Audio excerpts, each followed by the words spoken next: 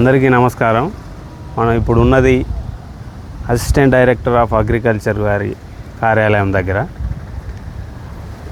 మనం చూస్తూ ఉన్నాం సిర్పూర్ నియోజకవర్గంలో ఈ నకిలీ పత్తి విత్తనాలు ఎంత జోరుగా సాగుతున్నాయో మనం చూస్తూనే ఉన్నాం. కానీ దానికి సంబంధించిన స్పందన అనేది అధికారుల నుంచి వెళ్ళి ఏమి రావడం లేదు. మరి అదేదో తెలుసుకుందామని ఇక్కడికి వస్తే మార్నింగ్ నుంచి వెళ్ళి వెయిట్ చేస్తున్నాం, అధికారి అందుబాటులో లేడు.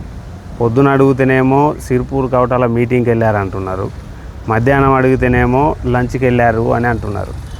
మార్నింగ్ నుంచి వెళ్ళి ఇక్కడనే ఉన్నాం, ఆయన ఆఫీస్కే రాలేదు, లంచ్కి వెళ్ళారు అని చెప్తున్నారు. ఇక్కడ మనం అర్థం చేసుకోవాల్సింది ఏంటంటే వీళ్ళ హయాంలోనే ఈ నకిలీ పత్తి విత్తనాలు కానీ ఈ నాణ్యత లేని ఈ మందులు కానీ పురుగుల మందులు కానీ ఇవన్నీ సాగుతున్నాయని క్లియర్గా మనకు అర్థమవుతుంది. వీళ్ళని ఏం చేయాలి? రైతులు ఇప్పటికే చాలామంది విత్తనాలు కొన్నారు, పురుగుల మందులు కొన్నారు, గడ్డి మందులు ఇవన్నీ తీసుకొని చేన్లలో విత్తనాలు చల్లుకున్నారు. ఇప్పుడు ప్రతి ఒక్కరి పోగుడ్డలు అనేటివి పోయినాయంటే అది ఖచ్చితంగా నకిలీ పత్తి విత్తనాలే. నేను మొత్తం పూర్తిగా టెస్ట్ చేసిన విత్తనాలను నేను హైదరాబాద్ నుంచి తీసుకొచ్చి నా చేనులో చల్లాను. పర్ఫెక్ట్గా అన్నిటికీ అన్నీ మొలిచాయి. మరి దయగాంలో ఉన్నాయి, సిర్పూర్లో ఉన్నాయి, కవటాల్లో ఉన్నాయి, చింతలమానపల్లిలో ఉన్నాయి, పెంచికల్పేటలో ఉన్నాయి, బెజ్జూరులో ఉన్నాయి. ఎందుకు మొలవడం లేదు? ఎందుకు పోగుడ్డలు పోతానాయి? ప్రతి ఒక్కరు పోగుడ్డలు పోయినాయి అంటే నకిలీ పత్తి విత్తనాలే. అందరూ అర్థం చేసుకోండి. పోగుడ్డలు అనేటివి పోయినాయి అంటే విత్తనం ఒక్కటి మొలవకపోయినా దాంట్లో నకిలీ పత్తి విత్తనం కలిసింది. ప్యాకెట్ బ్రాండెడ్గానే ఉంటుంది, కానీ లోపల నకిలీ పత్తి విత్తనాలు ఉంటాయి.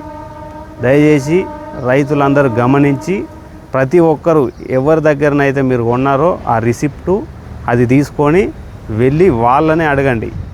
లేదంటే దగ్గర ఉన్న వ్యవసాయ అధికారులకు చెప్పినా కూడా వాళ్ళు ఏం చర్యలు తీసుకోరు. ఎందుకంటే వాళ్ళు మూకుమ్మడిగా కలిసి పనిచేసేదే ఇదంతా ఒక పెద్ద స్కామ్.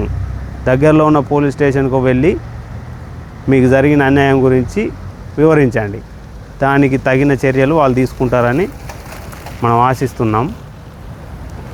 గమనించండి, ముఖ్యంగా రసీదు లేకుండా మీరు ఏ విత్తనాలు కానీ పురుగుల మందులు కానీ కొనకండి. కొన్న వెంటనే ఆ రసీదుని భద్రంగా ఉంచుకొని మీకు ఏదైతే నష్టం జరుగుతుందో దాని మీద మీరు మీ పరమైన పోలీస్ స్టేషన్, మీ దగ్గరలో ఉన్న పోలీస్ స్టేషన్లో కంప్లైంట్ చేయండి. ఏడీఏ గారు, అసిస్టెంట్ డైరెక్టర్ ఆఫ్ అగ్రికల్చర్ గారు అందుబాటులో లేరు. ఆయన వచ్చేదానిక ఇక్కడనే వెయిట్ చేసి ఆయన వివరణ ఏందన్నది తెలుసుకొని దీనిపైన ఎందుకు చర్యలు తీసుకోవడం లేదు.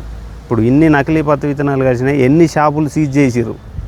లైసెన్స్ ఒకరి పేరు మీద ఉంటుంది, నడిపించేది ఒకరు. ఇంకా మరి డైరెక్ట్ ఈ నడిపించేటోళ్ళకే ఇవ్వచ్చు కదా లైసెన్సు, వేరే వాళ్ళకి ఎందుకు ఇచ్చుడు?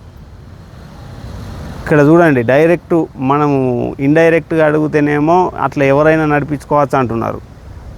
మీరు ఒక రాతపూర్వకంగా అదే నిజమని రాసివ్వండి అని అంటే అట్లా లేదు, లైసెన్స్ ఉన్న వ్యక్తిని నడిపించాలని చెప్పేసి ఈరోజు డిఓ గారు చెప్తున్నారు. డిస్ట్రిక్ట్ అగ్రికల్చర్ ఆఫీసర్ గారు ఏమంటున్నారంటే లైసెన్స్ ఉన్న వ్యక్తి అని నడపాలి, అదే అట్లా నడపని వారి మీద చర్యలు తీసుకుంటామంటే ఎంతమంది మీద చర్యలు తీసుకున్నారు? డిస్ట్రిక్ట్ అగ్రికల్చర్ బి వెంకట్ గారిని అడుగుతున్నాను, అసిస్టెంట్ డైరెక్టర్ ఆఫ్ అగ్రికల్చర్ మన మనోహర్ సార్ని అడుగుతున్నాను. ఎంతమంది మీద మీరు ఎన్ని షాపులు సీజ్ చేసుకున్నారు? ఎన్ని షాపులు సీజ్ అయినా ఇప్పటికీ చెప్పండి. మరి సీజ్ అయినది ఏదన్నా ఉంటే మాకు చూపించండి. మీరు ఒక ఫోన్ చేసి ఒక వివరణ కావాలి సార్, మీ మీద ఇట్లా జరుగుతుంది కదా, దీని గురించి మీ స్పందన కావాలంటే ఇవ్వరు. అంటే మీరు తప్పు చేసిందనేనా? ఖచ్చితంగా మీరు ఈ విషయాల మీదనైతే మీరు వివరణ ఇవ్వాల్సిందే. మీరు వివరణ ఇచ్చి రైతులకు మీరు అండగా నిలబడి, ఇప్పటికే వర్షాలు రాక వాళ్ళు ఇబ్బంది పడుతున్నారు, దానికి తోడు ఈ పురుగుల మందులు ఇవన్నీ. దయచేసి రైతుల మీద ప్రేమతో దయతో వాళ్ళకు న్యాయం చేయగలరని కోరుతున్నాం.